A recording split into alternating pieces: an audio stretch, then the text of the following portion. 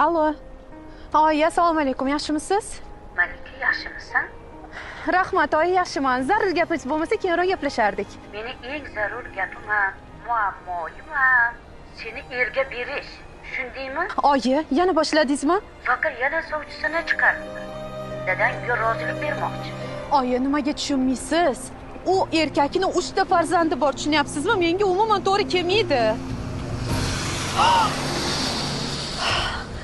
Sal ko'zingizga qarab yursangiz bo'lmaydimi, ha? Ustimni rasvo qildingiz-ku. Xudoyim, shunaqa ham befarosat bo'ladimi?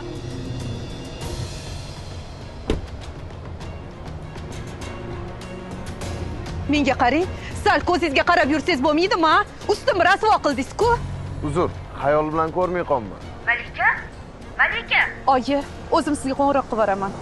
Ha, xavotir olmang. Menga qarang, sal ko'zingizga qarab yursangiz bo'lmaydimi? Ko'chada ketyapsiz, qanday qilib be'tiborlik qilasiz? Sizga yordam bera olamanmi?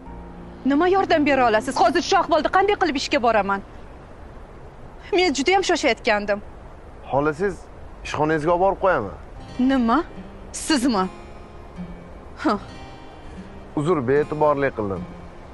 Yo'q demang, yuring tashlab qo'yaman.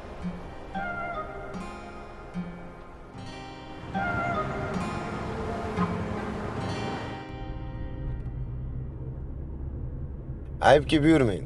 Shaharga yaqinda keldim. Shunga hali moslashmadim. Yo'lda adashib qolmay deb telefonga chalg'idim. Ming bor uzr. Hech qisi yo'q. Shu atrofda yashaysizmi? Ha. Oyingizga telefon qilmadingiz, xavotir olmanglarmi? Ishxonaga borib qo'ng'iroq qilaman.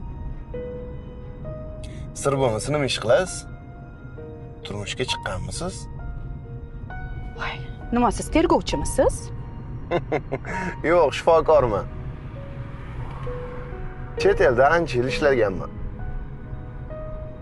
Hozir shaharda xususiy klinikada ishlayman.